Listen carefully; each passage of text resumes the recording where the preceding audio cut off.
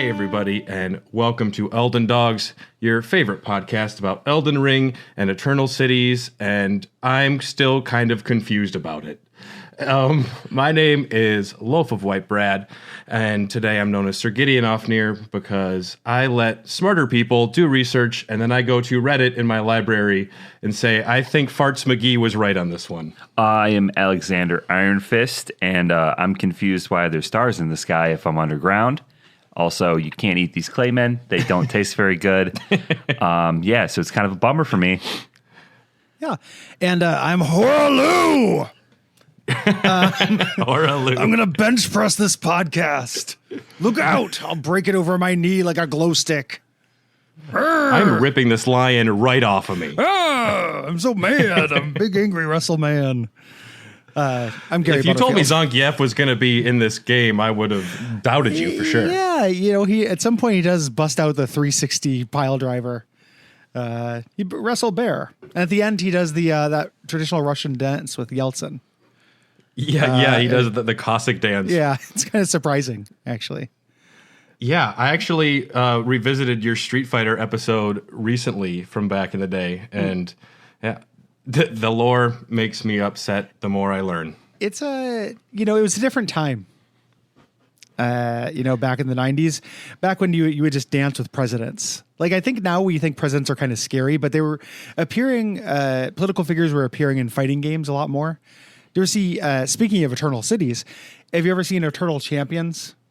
That video game? No. Nope. It's a Sega Genesis and Sega CD game, and the Sega CD version, there's a character who's a senator who has the power to veto other characters' moves. Like, no joke. It's pretty great. Just stamp them on the forehead. He does. Can't do that. He pulls out a piece of paper and puts it on them. They can't do super moves for a while.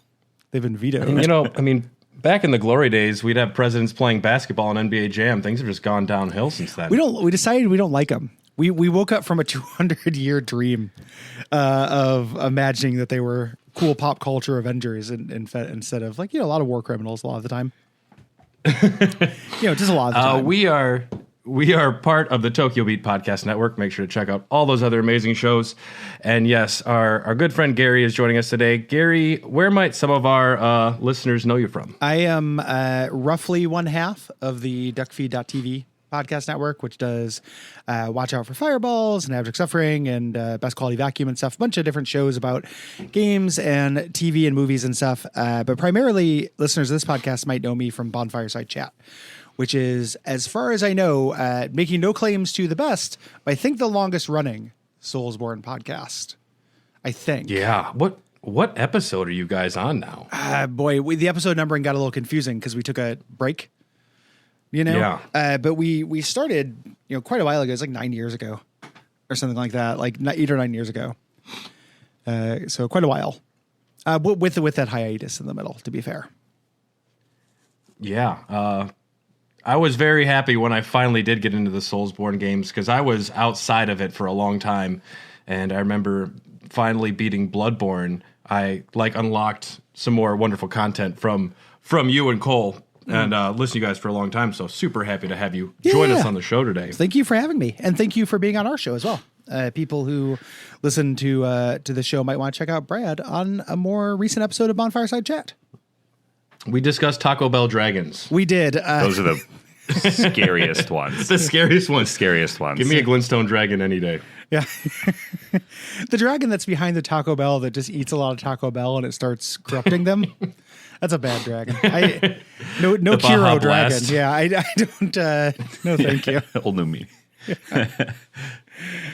Yeah. Well, today we're going back. We've kind of jumped around on Elden Dogs a little bit all over the place, but we kind of decided to save a lot of the underground stuff until we got near the end, and so we're going back underground. We're gonna go check out the Eternal Cities today. And before we get in there, we kind of have to talk about Radon a little bit more. Radon, gosh, I'm already getting a little upset with the lore just thinking about this because I haven't done so much research on, I think, an episode and gotten further away from my goal ever. The Eternal Cities It's so ambiguous. They connect to everything. They're a lot. It's very confusing. I think this is one of the more confusing kind of zones in the game. There are a lot of something that we talk about a lot on Bonfireside Chat is how much work the phrase associated does in Elden Ring lore, where something will just have the relationship need not be specified, but we know these things are associated. And the hidden cities, the underground cities, are associated with a lot of stuff, a lot of threads. And they're very open. Now, the reason we need to start with Radahn is because our access to at least Nokron is blocked by Radahn, the Star Scourge, who has become a feral, rabid, screaming cannibal and beloved by everybody. As I hope if I ever lose my mind, everyone's like, well, that's just Brad. We still love him. Yeah, I'm a big fan. I'm a big fan of Radahn. Yeah, so Radahn is a part of the Carian royal family, and the Carians are associated with the Eternal Cities for a number of reasons. It seems like they've opened up some trade between them, but Radahn learned from an alabaster lord gravity magic, and he is keeping the stars at bay. I'm not sure if it's because Radahn is anti-alien or what he's been up to, but yeah, our access is kind of blocked to get to where we want to go down there. It's really interesting to think about that specific issue because Radahn, it would make a lot of sense for him to be holding the stars in place as this metaphorical and literal way of stopping Ranni as a thing. But by the time we meet Radahn, he doesn't feel conscious of anything. He's a mindless cannibal, like roaming the desert, eating his former soldiers. So it's tricky to ascribe the motivation. It's either, some part of him is holding on, if it's intentional, if he's holding the stars back specifically, despite Ranni, which I think there's a good read for. If that is, since they were enemies in the Shattering and such, if that's the idea, I wonder if it is a thing where he either kind of turned it on, and then he lost his mind and the wheels are already in motion to stop the wheels, to stop the stars, or if there's some part of him that still is like hanging on, like it almost feels like the last remnant. Yeah. I always felt like he had a task or a quest, so he had his motivations, and I do think it was stopping Ranni, but holding the stars at bay and being out in Caelid for that long just drove him mad. And I think he might not even know why he's doing it anymore. It's just what he does at this point. I always kind of got that vibe from him. Yeah, I'm always reticent to start discussing cut content, but originally they were envisioning the end of Radahn's boss fight to have a giant Estelle crash into the battlefield there, and you would actually fight one of the big star monsters. And I think they cut it because they wanted Radahn to have his own moment of glory, but regardless, we put a pillow over Radahn's head,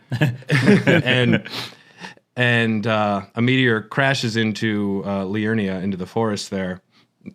Not Liurnia, in Limgrave. And so now we have gained access, and you can see it from a ways away. There's all like the floating rocks still suspended in gravity. I imagine it's just from the monster that just like has its own like gravity magic, gravitational pull that's kind of levitating stuff there, but it's a pretty big landmark. It's hard to miss. They put it on your map now too. That got patched in, if I remember. Oh, they did? Yeah, there's it even says after you beat Radahn now, it says a new icon has appeared on the map. You get one of those big clumsy tutorial messages there. So apparently a lot of people were missing that. It took me a bit to find it, but I got as far as I could in Ronnie's quest line before all of a sudden I felt like I hit a wall and was like, where do I go? What do I do? And then after beating Radahn, I was looking for Blythe. Yep. And that's how I ended up finding it. Plus, I went back to Limgrave all the time because the game kicked my ass and I needed to go fight some easier enemies to get my self-esteem back up at a certain point. And EG basically tells you, that this will connect the way. That it'll break open to maybe Nokron. You should check and see where it went. So at the very least gives you the heads up directly to look for where the meteor hit. And you can kind of figure it out based on the geography of the boss fight with Radon a little bit. And EG, he also mentions like he's super bummed. He's like, I did a bad thing, and I locked Blythe up and I kenneled him. I put him away. I put him away. Problem did a timeout. Yeah. He was gonna go bad eventually. So he's locked in the Forlorn Hound Ever jail, and he's confused. He's got mixed programming going on. But we're finally we go down these little like jumping stones to get to these eternal cities. And this was, one of those moments in the game where you've been looking up there because you get down to the Ainsel River and the Schiefer River probably before you get here. And I wasn't sure if we would ever get up to this area. You go down those elevators and you're able to like get glimpses of this like fallen hawk dude flicking you off. And I'm like, what's he doing up there? They do a real good job of being canny when they show you items in places that look unreachable and when they don't. It's like from software, everyone's like they're very intentional, I think, about saying like, hey player, you're going to come here later. And you know that because there's a corpse dangling off a ledge that has a little glowy spot. And being like, no, there's nothing up here. This is just background shit. This is, the distant cities of Anor Londo, like the parts of Anor Londo you can't reach. They kind of do both with this area. There are places where you can see something interesting, that you can explore, and other times where it looks like it may as well be just background, low poly stuff. Yeah. I'm always worried I'm missing something too, because when you're down there in the river, you can find a portal to get up to at least where the dragonkin is. And so I wasn't sure. And like you were mentioning, you can also see that Crucible Knight just standing off in the distance, very, very much trapped. Yeah. And he looks pretty bored over there. It's a bad outpost. I'm just going to leave you there. Yeah, it's Siberia, basically, for him. Just like stand here, and all you have to hang out with is headless ghosts. They said enlist in the army; it'll be fun. Yeah, join the Crucible. Get a free ride. On R&R one weekend, and they station you out here. Yeah. It just takes one eternity a month. So the lore of the Eternal Cities, they are created by these citizens known as the Nox. And as all great lore discussions begin with Latin, Nox is Latin for night, if you didn't know. Mm-hmm. And these folks are a great other faction in below the lands between. They are a powerhouse civilization, which is not operating inside the Golden Order. And a lot of it is wrapped in mystery. They worship the stars. They worship the moon. They did something to piss off the Greater Will pretty bad at one point. And it's it's open to speculation. Some of it is, anyways, because the timelines for these things are like shaky at best. And so trying to wrap my mind around everything that's happening here. There is at least 3 eternal cities in the game, and the Nox were banished underground. Tyler, do you know why they were banished underground? Because if I recall correctly, which my lore is terrible despite doing so many episodes of this, they tried to harm the Greater Will with a dagger-looking blade thing that it looks like it's made from a human. I'm thinking, I can't remember where I found it. The Finger Slayer blade? But yeah. Yeah. They that one. Yeah. Like they I don't know if they had used it or intended to use it or just built it. Like the timeline's tricky for this. Yeah, and it's building it could have just been treason or actually trying to use it. But the people, what are they called? The one that Ronnie, I can never remember the names. The Carians? No, the Black Knife Assassins? The Newman. Aren't they? So the Newman are associated. The Newman are... the dreaded associated. Yes. Newman also come from outside the land between. America's Newman. Newman are a lot of things as well. But they're also they happen to be Newman. It's squares and rectangles. They're Black Knife assassins and are strongly associated with the Newman, who are strongly associated with America. I thought they were part of the same family tree. Well, and I think they are, but it's potential if you go back far enough. Yeah, exactly. Like it's the timeline is what makes it confusing. You know. So if you have assassins in your family and you make an assassin's blade that could harm the greater will, like you're gonna get in some trouble. They have other artifacts as well. They have the mirrored helm, which is one of my favorite items in the game because it's a tinfoil hat. Me too, man. Yeah, those signals are not getting to my brain. It's very funny. They built that as well, and that's to stop the outside forces from looking at you. So that could be the blasphemy. You know. Yeah, and if it wasn't confusing enough, there's also the Night Folk, which is one of your character classes, and they seem to be kind of associated with both the Newman and the Nox. And in the Karian Royal Manor, you can find the Arumi, which is like a sword whip, and that's made out of the liquid metal. And it said it was wielded by Night Folk warriors. So there's another end name to just put in that big pile of. They all hang out at the same house. We don't know if they're family though. It's an interesting part about Elden Ring, and it makes like talking about it unique, I think, among the FromSoft games, is that there's way more kind of overlap, and the word that immediately comes to mind, and this has connotations, so insert a gentler word, but like not slop, but like lack of focus, mess. You know, there's a lot of overlapping bits, things that fulfill the same purposes, things that connect to many things that web out, and it's over such a long period of history that the connections get really fuzzy. It ends up making, for me, like Elden Ring, it's one of the reasons why it's my favorite of these is that it's really interesting to drill down and start trying to think absolute nitty gritty, factually, this is the order of events, what happened, and to kind of unfocus your eyes and be like, this is over such a long time. What kind of themes do I need to soak in? Like, what is this about?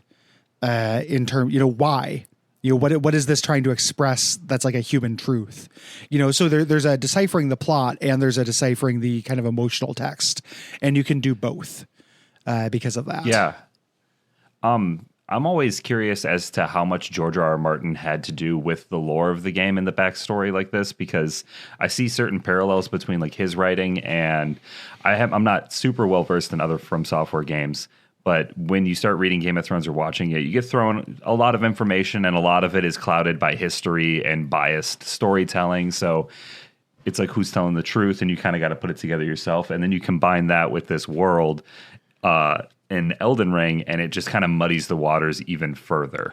Yeah. I'm a big George R. R. Martin fan, and one of my favorite things that those books do is hint at a larger world and hint at this these other civilizations. They just mention whole continents for like, oh my god, there were big gorillas and wyverns and too. There are poison butterflies that like kill everybody. Like all of that stuff that's in Essos is so cool. There's a Butterfree in the Game of Thrones universe. There are how did I miss that? How did I miss that? Well, it's the missing no of the books. You had to glitch the books. So you hold it upside down in every other letter, and then it could destroy your bookmark. Yeah, it crashes the book. Yeah, but like George R. R. Martin's so good at that, where he can just in an afternoon be like, there was a continent called Sithorios. People landed there. Disease was intense, and it just. There's such a bigger story there that you have to imagine. And I think if we were to find a book that says the Nox are these people, they did this and this and this, while initially it might feel nice to have a bow on your present, I much prefer to interpretation. You kind of bring your own thoughts and feelings to the story, which I love. I love having the mystery more than the answers for a lot of it. Especially in a video game where it's a lot easier to put yourself in the point of view of, you know, your protagonist, the person you're playing as, because you're experiencing the game through their eyes. It feels a lot more, you know, it makes a lot more sense for you to have to infer these things rather than to have somebody just spill some exposition at you at a certain point. Yeah. Yeah, and you had mentioned the Nox mirror helm, and one thing that I find always interesting is when there's any remnants of the Nox above ground, and you know there's not a lot in the Church of Absolution where you can go ask for forgiveness, that's a Night Maiden statue there. Mm-hmm. And in Celia, you actually, I think that's the only time you run into two members of the Nox. Yeah. And some of the sorceries come from there as well. They talk about how I can't Nokron and Noxella I get mixed up with as to which one is has what item, but one of the items that you can get down there talks about that it being above there and that teaching one of the night sorceries from there. I wish that the cities had more identity, like their own sports teams or something. Oh my God! Don't even get me started. That'd be dope. The Noxtella blobs, like in just versus the Nokron blobs with spears versus the electric blobs. Like, yeah, I'd be Team Sphere for sure on that one. One of them's got to be the ants. Oh sure, yeah. The nameless ants. Yeah, they could do like that one sports team and then ride the ant onto the field before the game. I think they do that at Arrowhead Stadium still. That dude rides out on the horse.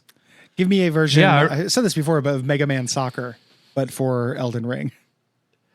Man, sign me up. Yeah. I know someone's probably going to do something like that. They've been working on PS1 Bloodborne for a while. Oh, a Bloodborne cart as well. Bloodborne cart. Yeah, that looks pretty wild. That looks sick.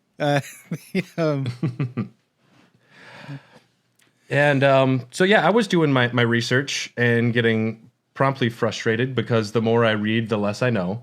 But I was also, people were speculating that maybe Radon came to Caelid to not only like look over Celia, but to kind of guard one of the entrances to down below, because the Carians are definitely trading stuff up and down with the Nox. The silver tier, the mimicry magic, the Carians use to create the Albinaurics, and like the Celestial do, a lot of the items that Ronaldo winds up using is coming up from them, and they're sending, like Starlight Shards down. So I have a feeling that's probably something that was kept secret from the Golden Order for a while as well. And the biggest connection is the looking for the Age of Stars. Right? Like one of the, the textual stuff we have about the Nox is that they were in eternal anticipation of their Lord of Night and the Age of Stars, which is the name of the thing you do with Ronnie. So like that is a very direct connection between the two. Yeah, one of my favorite YouTube videos that I watched in regards to this was a Tarnished Archaeologist, which if there's somebody that is above my pay grade, it's probably him. He could just talk about architecture for a good hour, and I'll sit there with my eyes glassed over, happily nodding along. Yes, he's right. But he was the first person that I heard speculate that the Nameless Eternal City used to be part of Leyndell, and it collapsed below. It was possibly retribution for some of their blasphemy. And it is cool that the way the Overground map is directly above the Nameless Eternal City. And that is a theory I like to I ascribe to it, but also it could be way off, and I could be wrong. What do you think of that theory, Gary? I haven't seen that video. That name pops up. Like a lot of our fans have mentioned the Tarnished Archaeologist, so I have to check. Obviously, I have to check them out. Like I just have not, and I feel like you're like the fifth person who has told it to me. I just keep forgetting. I think that's really interesting. I would have to watch the video. My gut resists it only because Leyndell looks like a fully formed city. And this is real silly, but like aesthetically, right? Like it's got a complete set of walls. There's part of it that's collapsed from the dragon attack there. Yeah. And there's the lake to the side, but there's not like a huge sinkhole in it where there would have been this thing. Again, you can get around that with time stuff, and there may be something I'm missing. I'm not familiar with the video. But it feels like Leyndell feels like just even in like an aesthetic sense, like a designed city to me that is not missing a portion via sinkhole. Yeah, I did some wandering around today, and it's very hard to get a look at what is beyond those walls, because they do have like very defined walls. Mm-hmm. It's like when you cross over I-41 in Milwaukee and you're in a different neighborhood. Yeah. I suppose it could be like, like San Francisco, and then Oakland fell into, became this underground city. Like there was a suburb. Was tough. It was tough to find a good look, but it does look like there's just some sort of strange sinkhole there. Regardless, though, I like to imagine that there was kind of just more one city at one point, because there's a number of items that just say the Eternal City. Is it possible that at any point they built the city over it? Above where Yeah. it was? Possibly. Yeah, let's do a theory on that one. Well, again, timeline stuff, right? It's really hard to know, because we have all of Lindell's history as well to account for. So it would, from a storytelling perspective, it always feels a little weird if like we were having the War of the Dragons at the same time the Greater Will was striking down a portion of our city into the underground. Like, that can happen in real life. Like, I suppose you can have a tornado and an earthquake at the same time, but from a storytelling perspective, it seems weird to me. But I don't have it doesn't mean it's impossible. It just doesn't feel story-y, if that makes sense. So those things, if they happen, my point is, if those things happened, they happen so far apart that it stretches some of the other connections, right? Like, it would have to be so far away from the War of the Dragon, or when the Dragons and the War of the Giants, which we kind of have established a chronology and an order for those two things. This would have to happen so far before that or so far after that it almost feels like they wouldn't have the same like references. It would fly in the face of the bleed through that we have between the two cultures. Does that make a sense? That makes sense. The time frame is very confusing to me. And I just imagine Miyazaki tweeting some random time at like 2 a.m. saying, "Oh yes, the Elden Ring was shattered 3,000 years ago," and just the implications of having a real number of that time frame. Amazing move. Like, amazing move. Yeah. Imagine if Biden and Trump couldn't die for 3,000 years, and people try and discuss the history of what happened over that time. It's like, when all the same names and same groups of people, and 1,000 years down there, they could easily build all these cities, have a rise of 80s pop culture and a decline, and then it would come back again. Yeah, swing dance. One of the things that's interesting about it, and does kind of support that idea that it could be so far in the ancient past, is we're told over and over that these cities have been destroyed, and struck low. Yeah. Comparatively, in the world of Elden Ring, they're doing pretty good. They have patrols. They have like the active defenses set up. They, don't have, it seems like stuff's still happening there. It doesn't feel like a ruins as much as some areas of the game. Yeah. I wish we could see more of the culture, more of like what they do in their downtime. All of these times we go to, the Volcano Manor. I guess we do see a lot of the torch rooms, but we go to Lanedale. I wanted to be able to go more exploring into their houses and see their beds and their couches and stuff. Yeah. Instead of the doors are locked pretty firmly shut. Lindell, all you get is for the war. night. All you do is get war stuff in Lindell. Like, you get the perfumers, kind of chambers where they were preparing and stuff like that. And you get that's war pretty stuff. Stunning. Like, that stuff's neat. You can get that, so they were a place in war. Here we do all we get, I feel like in Nokron and Noxtella is ceremony. There are tons of temples. There are lots of rooms with an ornate treasure chest that's being guarded. There are huge, like vaulted, cathedral-like rooms. It has like this intense air of religiosity to me, which is really interesting. That's the only thing I can pick up from the culture, other than like well defended and patrolled by, ant riding ladies. I wish, though, if they saw me carrying my cute little Ronnie doll, they would say, maybe this guy's on our side a little bit. Yeah, I'll summon the mimic tier. I can do it too, guys. They're like, look, that guy's got a cute doll. We should maybe say hello first. Yeah. But yeah, no blind animosity from everyone all the time. One thing I do really appreciate about the Nox, though, is that not only are they, very spiritual with outer space, which I feel the same way. They're also scientists. They're also creating a lot of things down there. Whether or not they should make ChatGPT, they are down there making it. Mimic GPT. They're making a lord.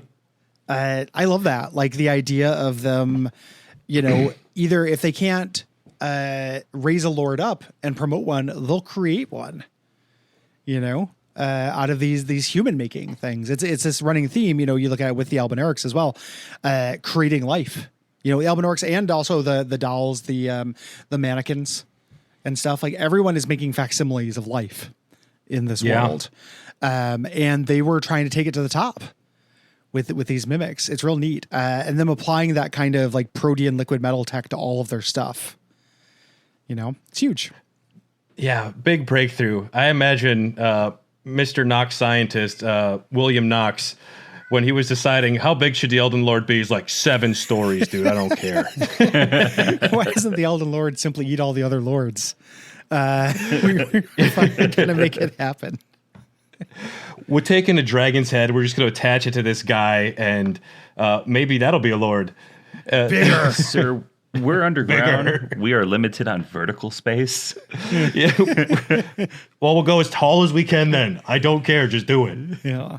It's the giants, the big things, like the making the big lords. Like one of my favorite, all-time favorite images and most frustrating lore questions in the game are those gigantic skeletons that are chock-a-block down here.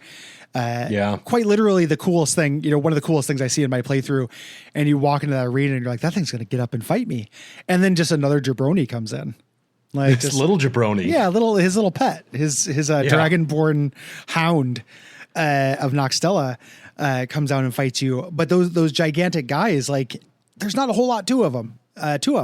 Like you don't get to learn very much about them. There's that, Zuli the Witch video where they talk about how the internal name for the mariners, Tibia mariners, is Night King's kin. And they summon giant skeletons.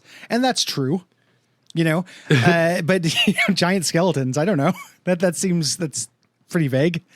I don't know what those guys are. If they're trying to make a mimic version of a giant skeleton, because my understanding of the mimics, like when you kill the mimics, they don't leave a corpse. Right? They melt into a husk that we get and we can use for crafting. If this thing, these gigantic statues, if that's supposed to be a mimic or a crafted Night King, is it still alive? Because otherwise it should dissolve and like desiccate the same way that the mimic tears do. Or maybe it was never able to like properly come alive. I do like that idea though of it being like a mimic giant.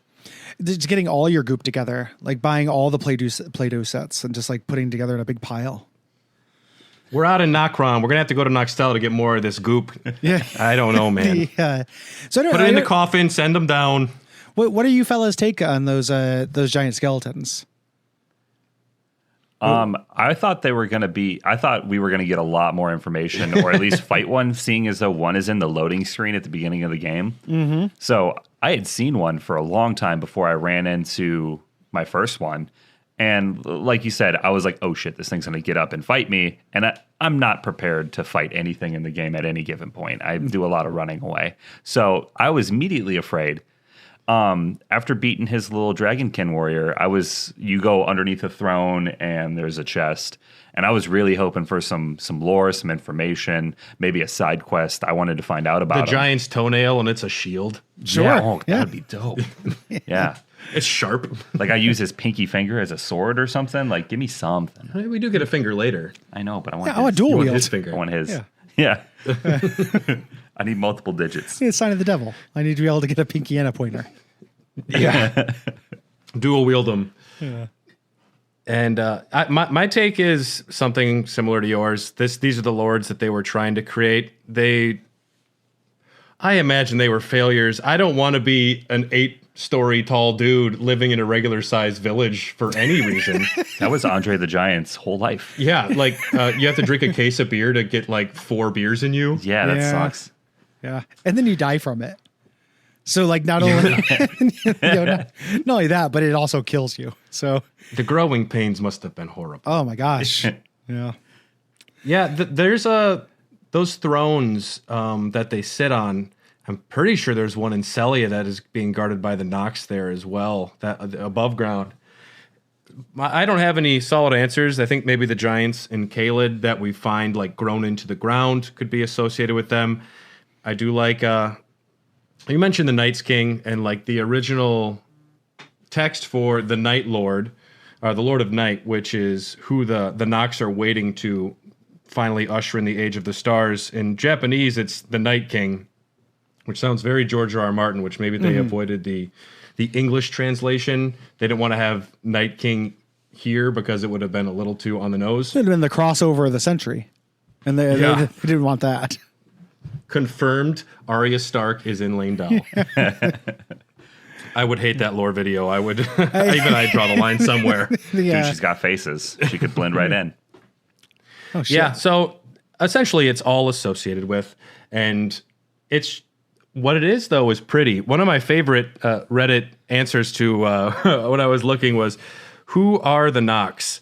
And then Farts McGee with one upvote wrote, Sad Newman. And I'm like, I think that is as valid as the 100 paragraphs I just read. Yeah, that works. Yeah. I'll buy that. They're down there waiting for the night, spinning their Blue Oyster Cult and My Chemical Romance albums. Just super sad boys. Again, the way the timeline stuff stymies everything and raises, or at least complicates everything. If they're associated with the Newman, if they're just literally Newman, win. Because we don't know very much canonically about the Newman, but one of the only things we do know is that they're not from here.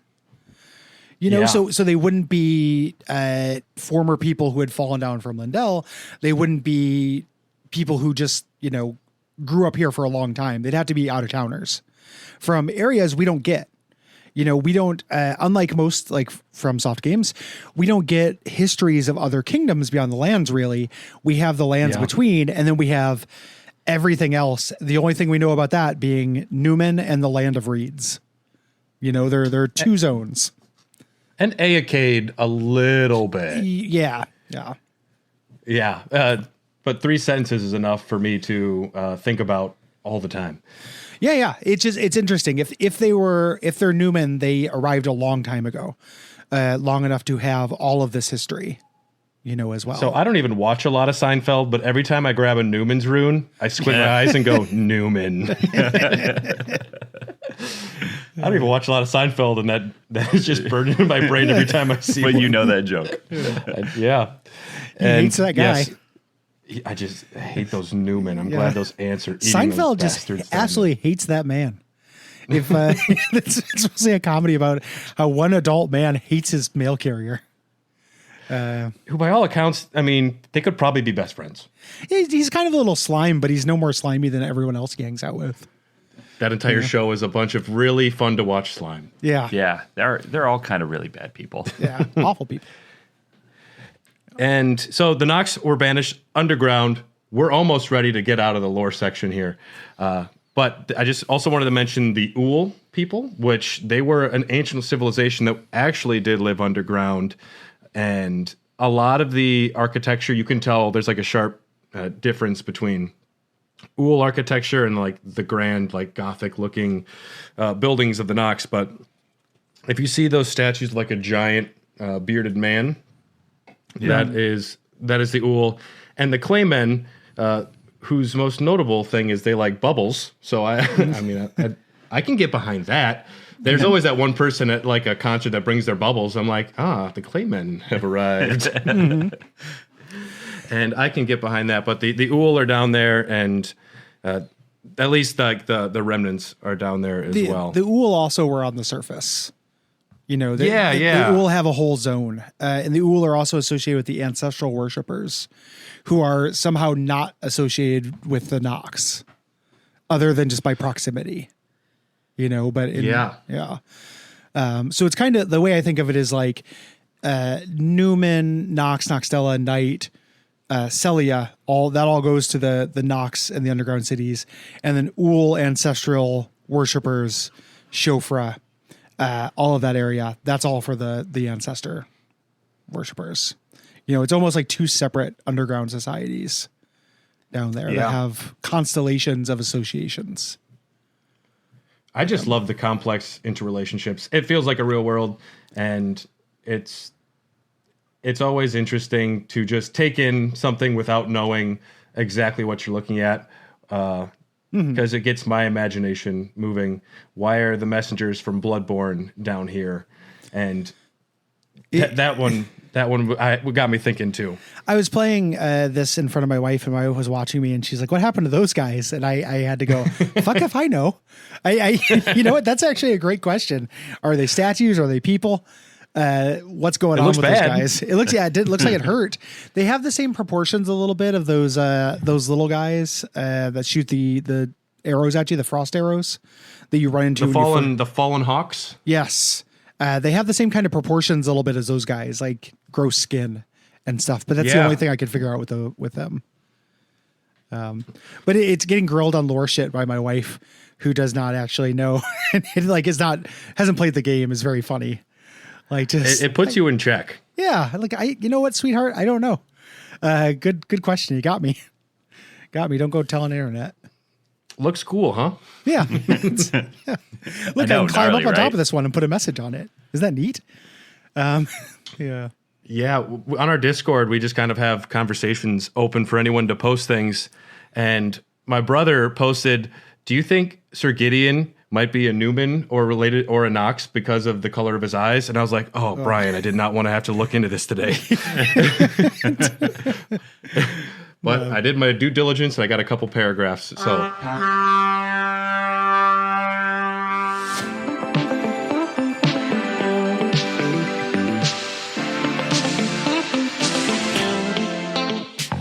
We're the Tokyo Fresh Podcast. I'm David. I'm Jordan. We're a comedy lifestyle podcast diving into the weird and interesting side of Japan. We often share stories about our lives in Japan, and how you can avoid making the same mistakes. So if you want to take advice from two idiots who have been living here far too long, check out the Tokyo Fresh Podcast. Only on the Tokyo Beat Network. today's show was brought to you by EPOS Gaming Audio, with a comprehensive lineup of both wired and wireless headsets, gaming amplifiers, microphones, and webcams. EPOS has everything you need to experience the power of audio. Like their H6 Pro lineup, which features two versions, an open or closed headset. The closed headset allows you to tap into exceptionally detailed audio and seals out ambient noise, while the open version delivers natural high-fidelity audio with an incredible soundstage. Both headsets include a magnetic detachable microphone and a sleek design that has no wild RGB configurations, just good design.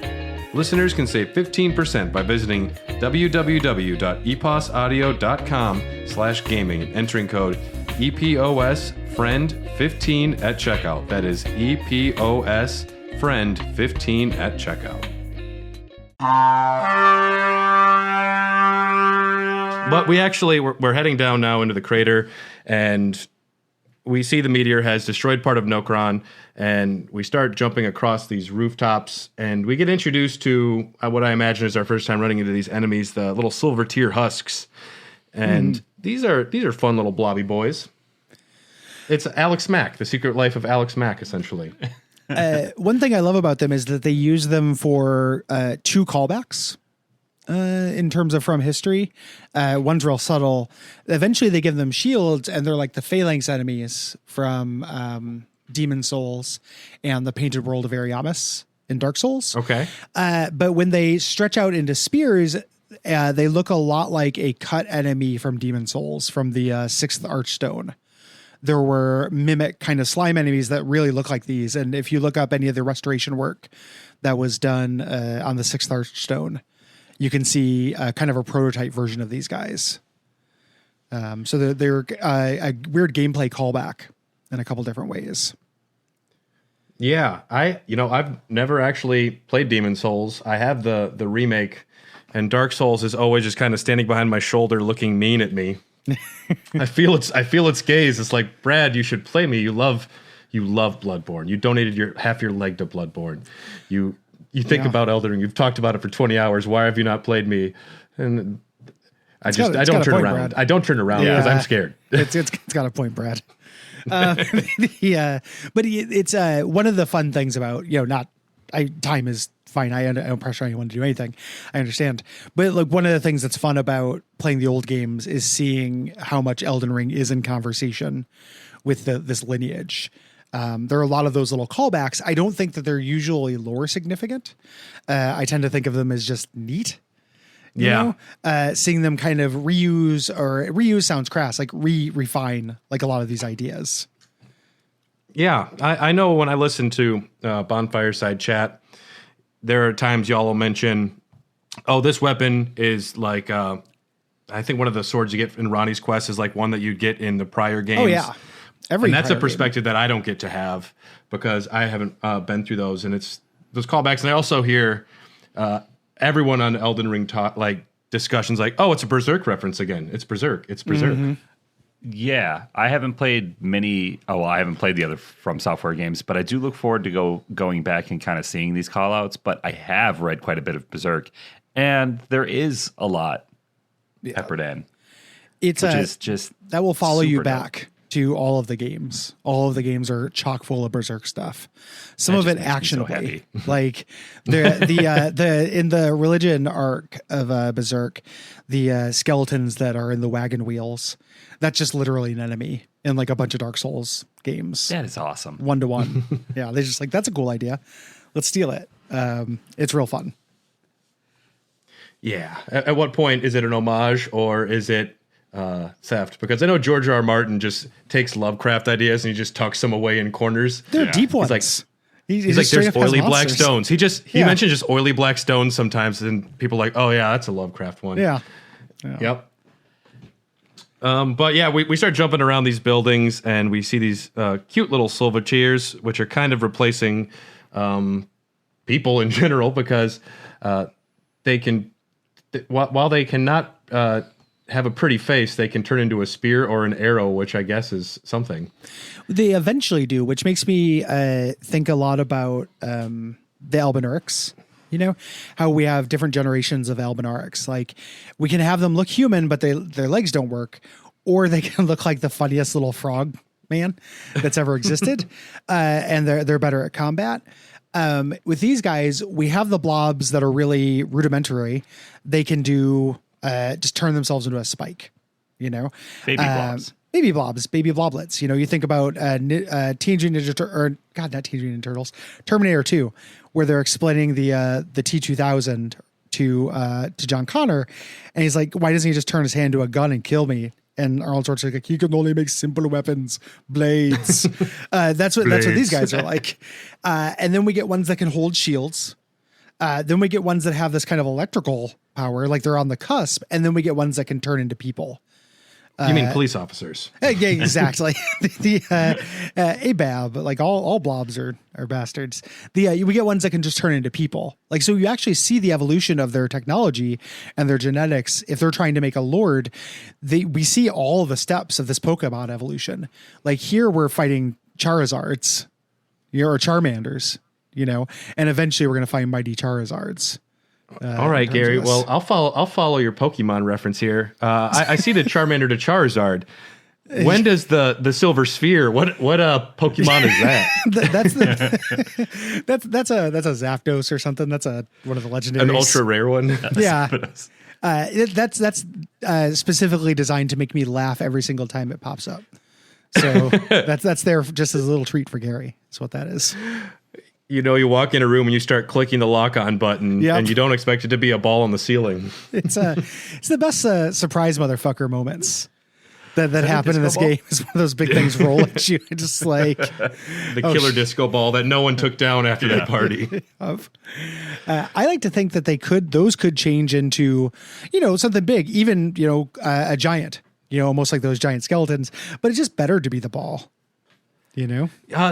The spheres can turn into trolls, I think, at one point. I think in Nokron, right before the Finger Slayer blade, it does. I think I got a troll one time. So it's not one of the big balls that do. It's one of the small globs. Yeah, one of the small globs. Yeah, but yeah. No, not one of the... I've never seen the big one turn anything. Yeah. And that would be really cool. That'd be incredible. What if it turned into just a gigantic slime with a huge spear? Or one of those skeleton monsters? Or like anything. You know? Yeah. That'd be rad. Yeah, so we're jumping across these rooftops, and eventually we do get to see the elevator where we went down the first time a long time ago, and that's a nice moment when your brain puts that together. You're like, oh, okay, I know where I'm at. Well, I kind of know where I'm at because I'm always lost. And we drop down a few rooftops, so we run into the Fallen Hawks, which are an enemy unique to this area, and I love these little zombie dudes. Band of soldiers that once explored the Eternal City. When the band's last embers were used up in their long search, they began to burn the bones of their fellows. So that's how they got the cold ghost flame, which causes frostbite. And these guys, we learned from some of their shield descriptions. The inverted hawk is the emblem of the company of slaves ordered to explore the Eternal City. And the hawk is associated with Stormvale. So my brain put together that these were the original Stormlord's people, soldiers, and when Godric took over, he sent them down below. It could be a few steps in between, but that's kind of, I think that they're from Stormvale in some way. They could Just be with the from Hawks. when Godric was there, or from when the Stormhawk King was around, because you get the sense they've been down here for a long time, especially if those corpses that kind of look like them are also remnants, the statue corpses. Yeah. Yeah. That's basically, I think, that where me and Cole landed as well. I don't know that we were certain that Godric sent them down, because it could have been if Godric sent them down to get the Finger Slayer blade, that's like super, that would make sense. He might want that just to hedge his bets, as a little slime ball. He does have that little fun room of like forbidden religion stuff. Yeah. He keeps his Quran back there for when his mom comes over. he's got a porno magazine and then the Quran's on the inside so you can hide what he's reading. Mom, it's not what it looks like. I thought you were just looking at smut. Yeah. Well, man, grafting porn. I don't like that. The possibilities are endless. Yeah. They're getting some like first sequence human centipede shit or boxing Elena shit. And it's just Godric just straight up grafted metal nuts to himself instead of the truck. I think Dylan and I looked up some Rule 34 grafted stuff. Yeah, and that's- we're like, turn around, go back. No, Whenever Dylan's here, we're talking about stuff, and he has this fun game where he's like, let's see if that Rule 34s. And it always does. always is. yeah. But yeah, so these guys being just a lost expedition. One of the cool things I like about these guys is they do only show up here, which is surprisingly rare for Elden Ring. Like, when you're playing it, it really does seem like each area is going to have kind of an enemy type, and then that turns out not to be true. It's such a huge game that hands show up basically everywhere. Albinaurics show up a lot of places, things like that. These guys they have a story. They came here, they had a doomed expedition. It's like Mountains of Madness shit. And discovered a lost art, discovered this cold ghost flame. But now they're cursed. They're stuck. They can't get back out. I think that maybe one of the reasons that the Albinaurics and like the finger creepers wound up being so proliferated is because they're just so damn cool. That's they saw the Albinaurics doing cartwheels and they're like, well, we're fucked. How am I supposed to compete with that? We're putting them everywhere. Oh yes, this one's going to be soaked in blood and 20 cartwheels. A cool point that he makes about those, I think, is true, is that they also fulfill a gameplay purpose. So like one of the reasons why finger creepers are showing up everywhere is they need an ambush enemy. They need an enemy that ambushes you, that's this amount of aggression, that's this kind of degree of complication and moveset. They serve a gameplay purpose as well as kind of a lore and locational purpose. Yeah, I just love the tragic story of theirs. They're a company of slaves forced to go down there and go to bed, little buddies. Yeah. I'll never see you again. Yep. It was good seeing you this one time. Yep. And you have, Gary, ruined the next little section for me because you made a mention about how this Nox person was walking their pet Mimic Tear, and that's all I can see now when I come around this corner. Yeah, I would keep them as pets if it were me. It'd be a fun pet if they were on your side. Oh yeah, I don't want there to be MMO mounts and all that garbage added to this stuff, but if there was, I'd be in trouble because like if you could buy a pet in this game, like you're spoiled for choice. A miniature like knee-high Albinauric, finger creeper, even a little marionette, be into it. I'd even take one of the shitty Albinaurics that just drag themselves around. If you just have a little buddy with you, I'd take it. Put it on a little cart. Yeah. Just the woeful lack of, merchandising for this stuff. Like I can buy on Etsy 1,000 warrior jars, and that's great. And I have, but I still also like, it's just stupid that I can't buy a basilisk, Yeah. An enemy so revered and feared as the basilisk, you don't see a plushie. No, I want one. Yeah. Though. Old deer. Or even just Ronnie's doll. Yeah. Like that's marketing right there. Like it's literally a doll. They'd have to make them pretty resilient with the people who would be buying them. Yeah. If people are taking them to sit at Perkins with them when they go out to eat. On second thought, now I don't want a Ronnie's doll. I'll take a talked me out Grand of it, Slam. No, you just want the one that puts in your pocket and you squeeze it and it goes, kill that shadow or whatever. Yeah, kill those fingers. We You're will get playing the age Mumbly of the Peg. stars. Yeah, and Denny's and just What do you think the Playing two hard to fingers get, think like about? you'll never be my husband. Mumbly Peg. Do you think that do you know what I mean by Mumbly Peg? Isn't that the name of the knife finger game? Oh, okay. Where you stab the knife around the fingers. Yeah. Yeah. Is that what that's called? I think so. I think it's called Mumbly Peg. I always just called it like a bad time. The game you don't play. The silliest, most fun-sounding, goofy name for one of the most horrifying things. A way in high school for one of your friends to stab themselves in the finger with a compass. Very easy. Yeah.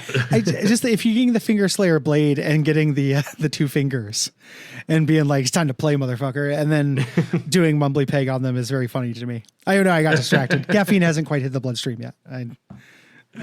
I play Mumbly Peg. I do it sometimes with something like a blunt object, and I'm like, I'm really good at this. I should graduate to the big leagues, and then I don't graduate to the big leagues because that's stabbing myself with a knife. I just play at like 1% speed, and I think it's still intense. I put on trainers. I went full power once with a paintbrush and drew blood. Yeah. And was like, that's no good. Why do people play this with an actual blade? Vietnam reasons, maybe. Like maybe it was guys who had their brains broken in Vietnam. It's called being a man. Yeah. I don't know.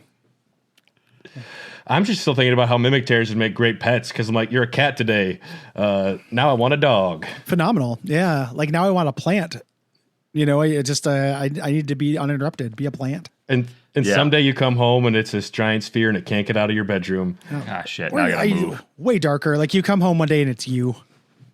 And it's making shitty puns and started a podcast. And that's way better than the changing the locks and doing your job that I was expecting. Like, yeah. Great. Now I got to fight this thing. Yeah. Just And got it can back turn from into vacation. anything.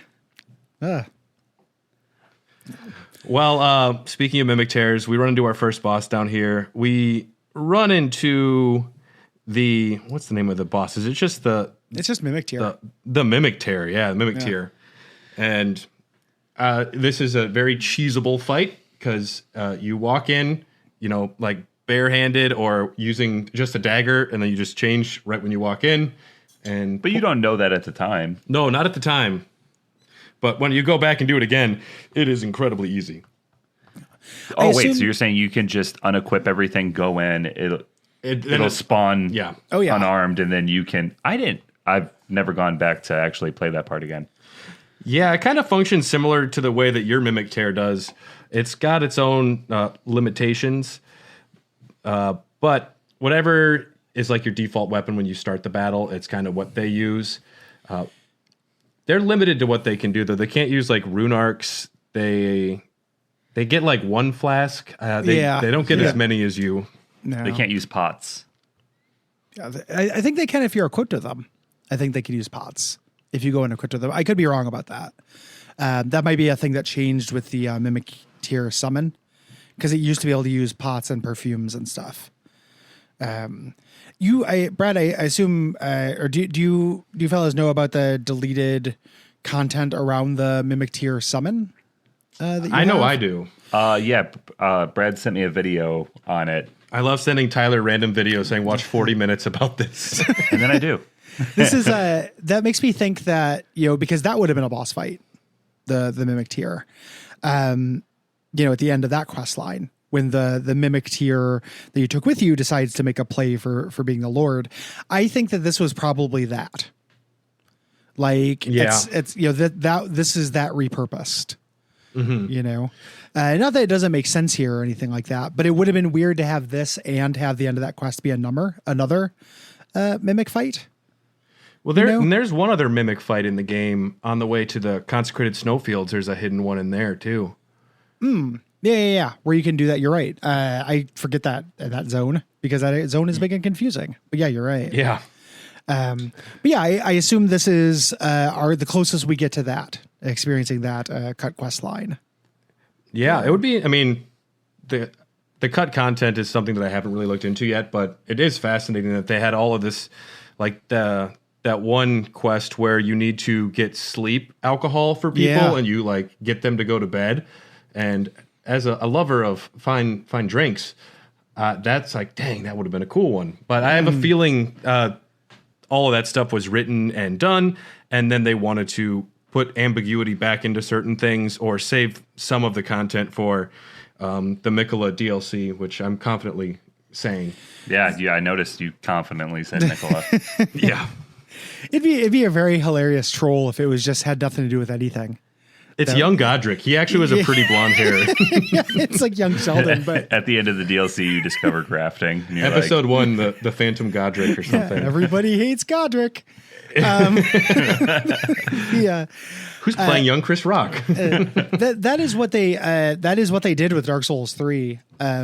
Playing Dark Souls 3, we spent the entire time waiting for the last DLC to take us to a really obvious place that they constantly hinted about. There are all these characters from this area. It was really cool. And they just swerved and went in an entirely different direction with it.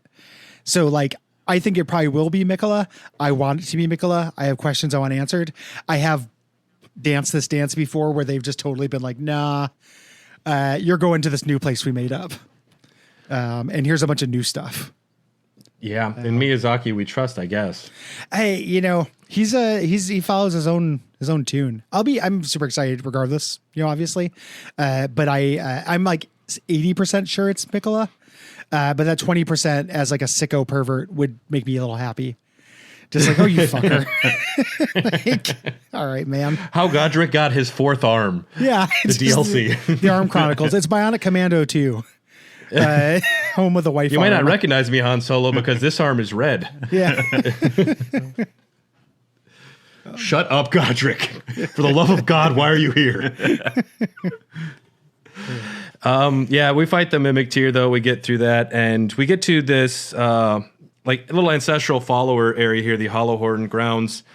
And I always like seeing these horned beasts just dancing, singing songs. Like, they seem like a cool people until they get mad. In my opinion, some of the more interesting enemies you'll run into, because they seem kind of tribal. Like, you're interrupting. Like, I don't know if it's a ritual or just what they do in their spare time. Yeah. But those arrows that they throw at you, they mean business. So I'm gonna go with you interrupted something. Well, they're sitting there frolicking with deer and singing songs, and we show up and Murder everything. just this massacre monster. And this is one of those times where I feel like the bad guy, because they're very much just trying to get back to nature. They're out camping. They got their kids with them. They see a deer. They're going full Disney princess. Don't feel with too it. bad show for up the with our- kids. Given what these guys do with their kids. Make sick key items out of them. Yeah, I don't I don't know that they do have their kid. I mean, they are camping with their kids. What you're saying is technically true. The same way that I camp with like a 6-pack, or I camp with a cooler, or I camp with a lawn chair. This is my child, my Bud Light. Yeah, it is there, but it's not participating. Yeah, we don't run. I mean, you don't really run into children at all anymore, because doesn't reproduction no longer work in the lands between? Like, I think there's one item that says sex is possible, but people forgot the point or something. Yeah, they actually address it in a weird way. I can't remember the item, but you're right. I remember that. What's the point of grafting all these wieners? I mean, Is it just a giant dusty prophylactic? I fine? suppose so. We know some kids have, in the somewhat too recent, because people take their omen young, so we know that kids are being born because we had to have these cursed kids at some point, you know, but we don't know when that shut off. Again, timeline stuff. Yeah. But these guys are not good with their kids. I don't have all the item descriptions right in front of me, but they don't do good stuff for their kids. One of the items we can find is the ancestral infant's head, which I believe this head is one of the like ancestral spirits, because they call the ancestral followers because I think they follow the big deer spirits. Yeah.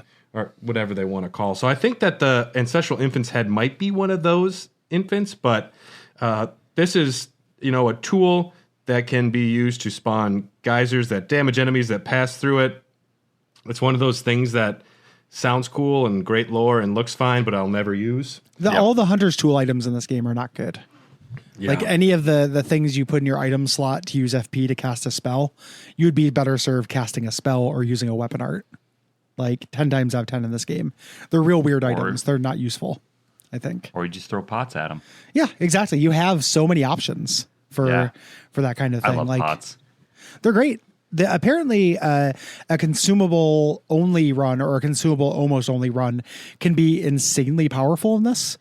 Like, sure. When I got to the credits, I was like, man, somebody's going to make a perfumer build, and that's real cool.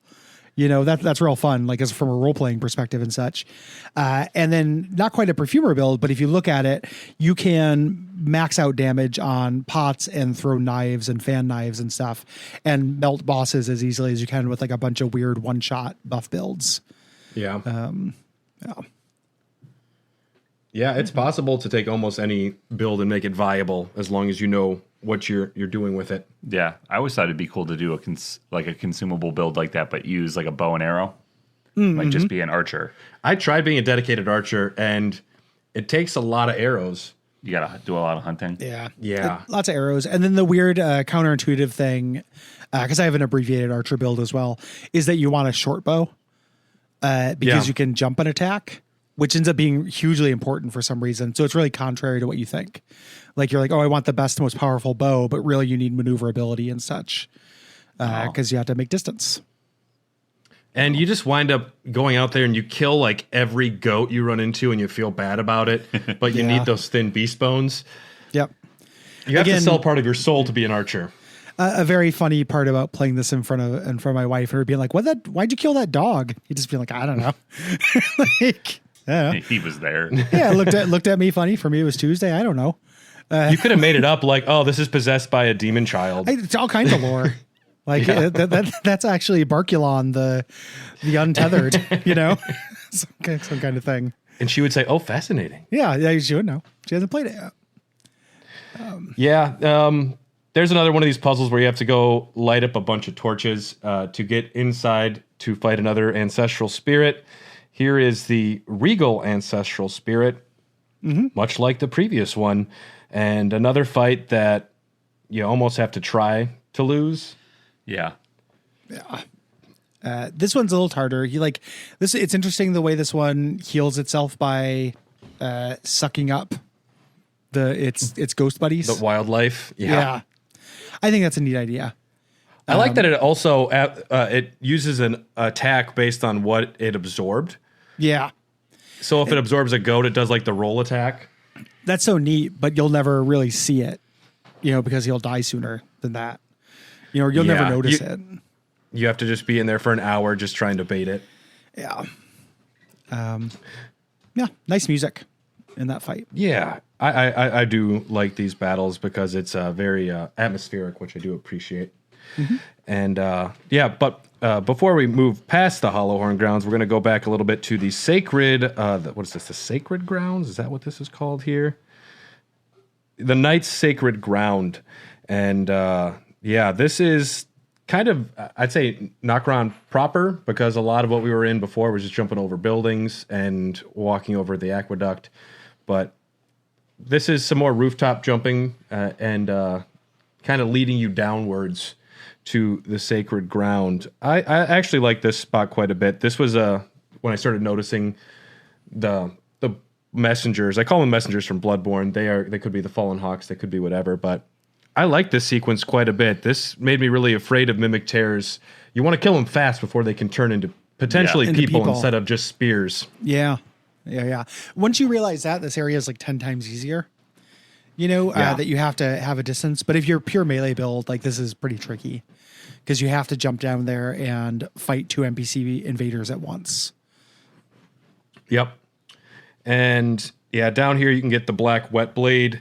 You can apply an affinity using physical or occult type Ashes of War. I sadly don't do much with any of the Ashes of War because I always use unique weapons that have unique skills, but I definitely should dive into that. And yeah, there's so much to this game that I haven't even touched. Yeah. But this is also where we can find our good friend, the Mimic Tier. This one's just kept in a treasure chest, which I don't know if they're bored, how sentient they are when they're... This is, I guess, spirit ashes of a Mimic Tier. So I don't know if it's like a Pokeball they're in before you summon them or what. I was going to say, think about it like a Pokeball. Yeah. We see Seluvis with his puppets, which can function as summons as well. I don't think that means that every time we summon something, there's a physical version, like sitting in a pervert basement somewhere. But it could be a Pokemon kind of scenario. It's the idea that this is a treasure chest. I thought about that a lot. I don't know that this is representing, a Mimic Tier. It almost feels like something they could summon, almost like a defensive item. Is like you could take this with you to summon one of these things on demand, as if you venture to the surface world or what have you. We only have one other enemy that summons spirits.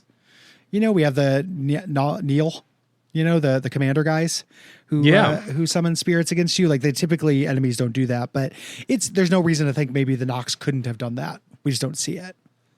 I wonder if because we do see snails down there in Noxtella. I wonder do it as well. Yeah. Yeah, I wonder if the Nox learned it from snails, because I was getting the vibes that the Nox kind of originated spirit ashes potentially as they're all about repurposing life and recreating life. And I was thinking maybe they created spirit ashes, but maybe they were just studying snails and got it from them. Those snails in Noxtella, they're very hissy compared to the ones before. Like every one of them just screams at me before. They got something to say.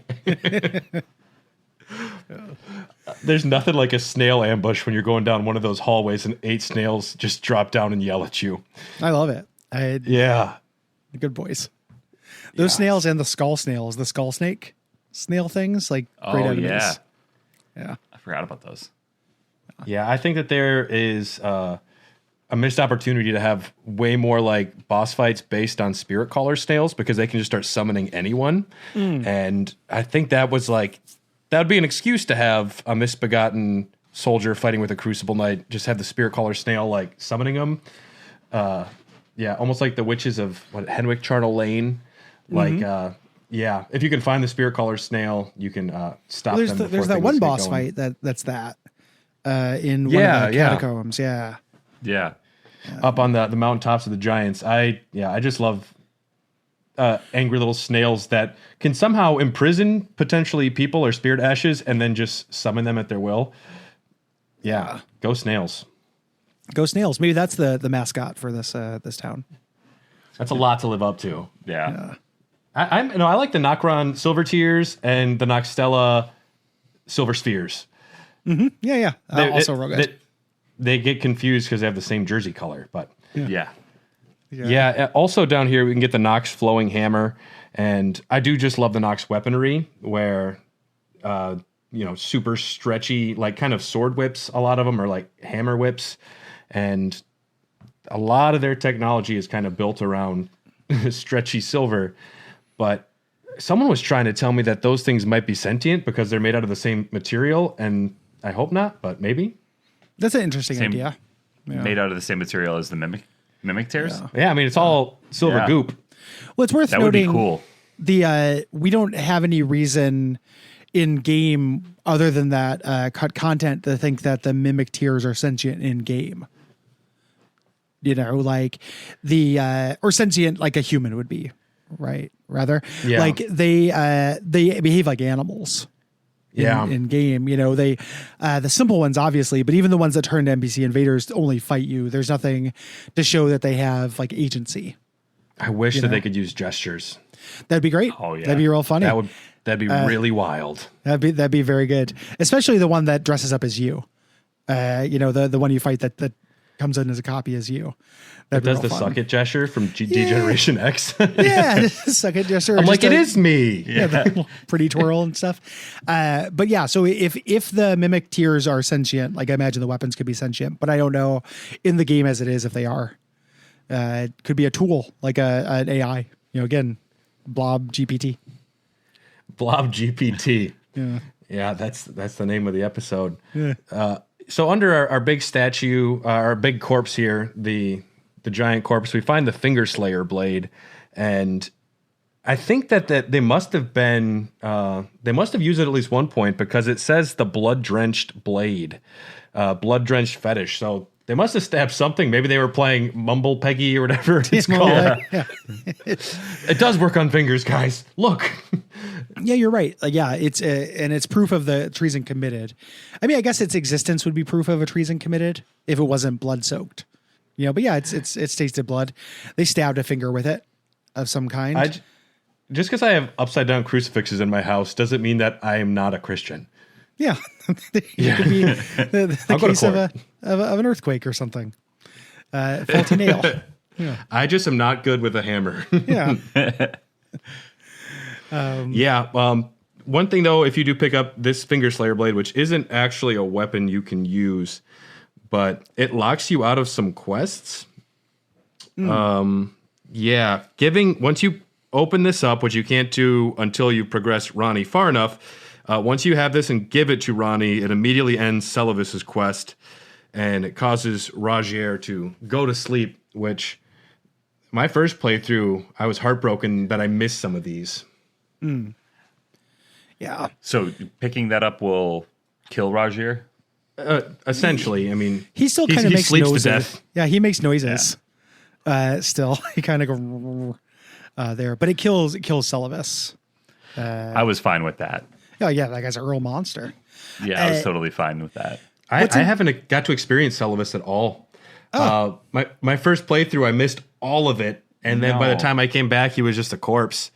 And I want to make sure on one of my playthroughs that I'm working on now to get fully to the point where me and Seluvis try and kill Ronnie, and it goes horribly because I also want to get those. You need to get far enough with Seluvis to get the Dung Eater Spirit Ashes as well as the Nefeli Lu Spirit Ashes, and I want to get both of those. Well, it's an either or. You can only get one or the other. Sadly, but they're fun to get, and it's fun. You obviously can't succeed in plotting against Ronnie, but it's fun to try. It's a fun scene with fun dialogue. So it's fun to do once. Yeah, she knows everything. Yeah, she's I can see her search history, dude. Yeah. So this the idea like this cannot be wielded with those without a fate is really interesting. That terminology is used multiple times to block you along this quest path. If you are not working with Ronnie, even though you might want to explore down here, you will continuously run into like this. There's a barrier later that says cannot be passed by those without a fate. Yeah. Things like that. You need to tie your fate up with Ronnie to do this. And it's a huge section of the game. Yeah. Like this is what leads to that entire southwestern portion of Liurnia. It's really wild that you have to lock yourself into this, this ending path, which all of these correspond to an ideology, that you want for the lands between.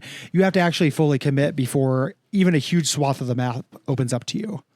That's a really interesting demand on the player, I think. I also do have a problem though, where with whoever I'm hanging out with, I mirror their personalities. So I will just like hang out with Goldmask. I'm like, yeah, I'm totally into this. Yeah. Sounds good, man. Well, like, dude, that's crazy. Yeah. Like, good seeing you. Dude, say hi to your mother for me. Is the number one thing that Goldmask hears. Like, Goldmask at a party is a powerful fucking curse. Dude, dude, that's who brought crazy, him? Man. I told you not to bring him. Yeah. Oh man, is he gonna bring that stupid hat? You just see it. COVID's over, bro. Yeah. He's just pointing at the light in the kitchen. Yeah. He's the kind of guy that salutes at like a flag on a war film. He stands up. You're just like you're watching a football game at home. He stands up for the national anthem, and you're just like, "Come on, man!" Yeah.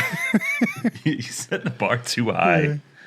We went and saw a Star Wars orchestra recently, and the number of people that cheered like when they blew up Starkiller Base, I was like, it didn't really happen, guys. I'm happy it did, but I mean, I don't know if they can hear us clapping, but there was a lot of clapping. That's funny. That's great. Yeah.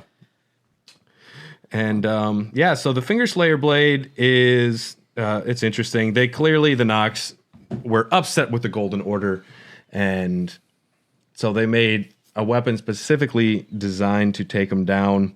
It a lot of the most popular lore discussions around this are about how it's similar to two other weapons in the game.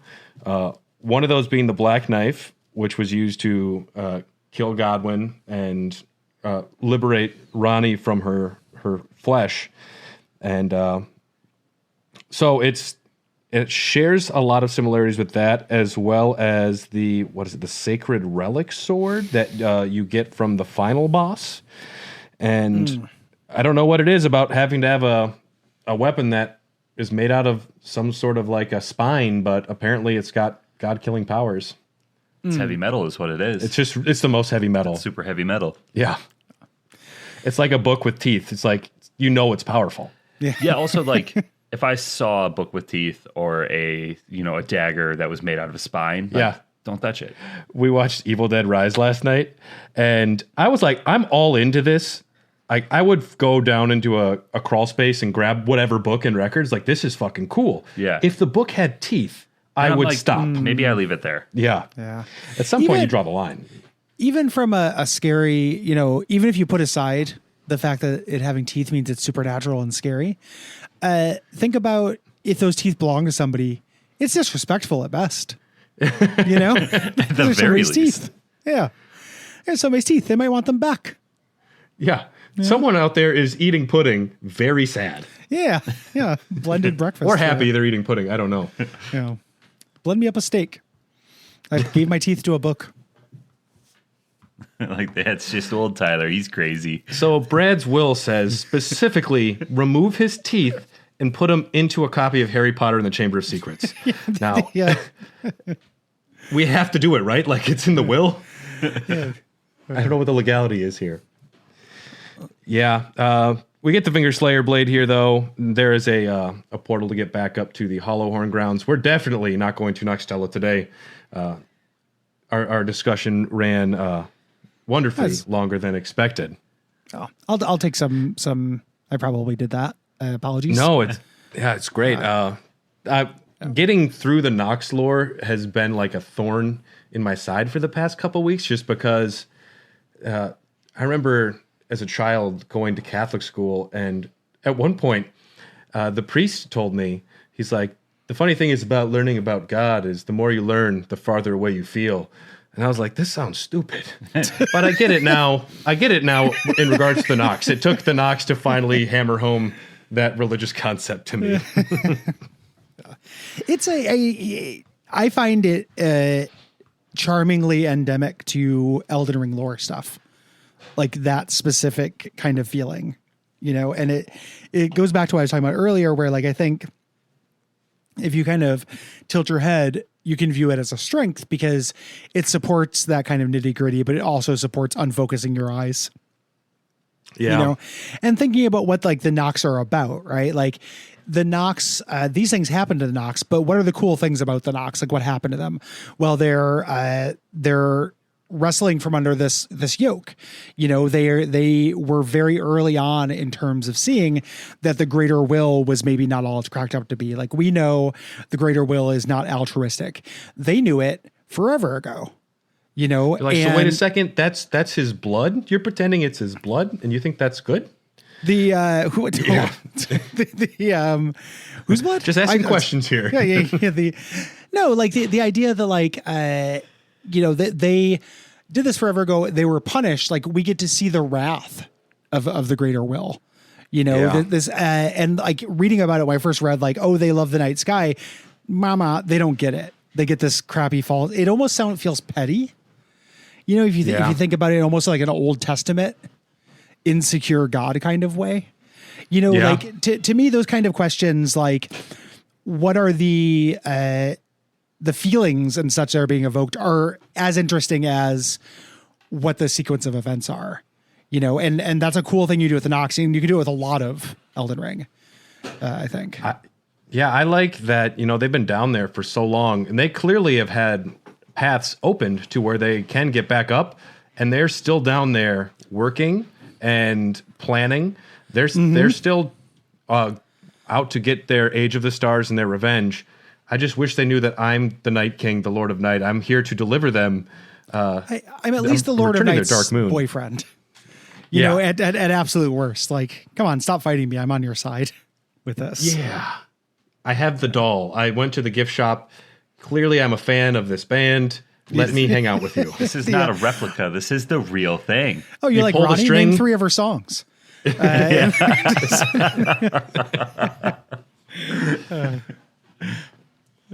Yeah, well, now I'm going to think about what Ronnie's album would be called. That'll be my next task. Oh my God, it'd be some Evanescence-esque bullshit.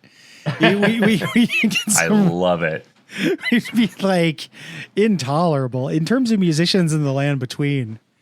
We should put a poll in the Discord. Yeah. An open question. Ronnie's favorite band. Oof. Yeah.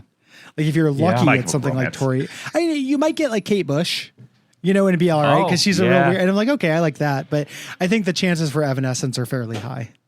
Fairly high. Yep, Yeah. Flyleaf maybe. And Yeah. Blythe is that one fan that's way too overzealous and excited to be there. And she has to be nice because he's a fan. Yeah. He started listening to the band because she liked it. You know, Yep. and Yep. he doesn't have the Followed same her. understanding. Yeah. E.G. stands at the back because he realizes he's too big. And he doesn't want to block people's view in the show. And Seluvis is still fucking a puppet. Yeah. So Seluvis is at the bar. He brought his blow up doll to the show again. He's buying the blow up doll drinks at the bar, trying to ignore the music. It is a sad concert. It is a sad, sad concert. Thanks again, Gary, so much for joining us to discuss Nokron with us today. Yeah, I had a been lot a- of fun. it's I hope it was. I hope it was fun. I hope I wasn't too disruptive to normal flow or anything. And thank you No. very much for having me. It was great. I love the lore episodes, especially when we have a guest on, because it's almost sometimes like I'm hearing a live podcast because I end up learning more than I contribute sometimes, and I feel like that's awesome. It's a fun. It's also fun for me the same way to like go on a podcast because like I don't. One of the things, you know, we don't proclaim to be experts, and we try to stay away from declarative statements on our show, just because like I feel like part of the joy is a lot of the stuff is open to interpretation. So I love hearing what other people bring to things to this. It's like one of my favorite things you can do. You know. Yeah, So- yeah, it's great. It's good stuff. And if our listeners wanted to check out some of your content, how can they find you? Best way to find all of my stuff is to go to duckfeed.tv. That links to everything.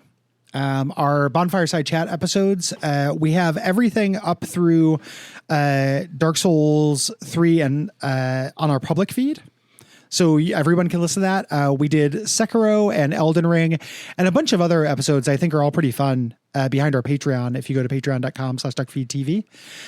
One of the things that Talking Day reminded me of, we did a whole series on the cut content of all of the games leading up to this. We haven't done the Elden Ring one yet because we're still in our primary coverage, but I'm really looking forward to that. So we've done like primers on a lot of that stuff. Have a lot of fun guests, including yourself, Brad, on that show. Absolute joy. Yeah, longtime listener, longtime friend. Yeah, I appreciate it. Always nice to chat. Yeah. And it's great getting together.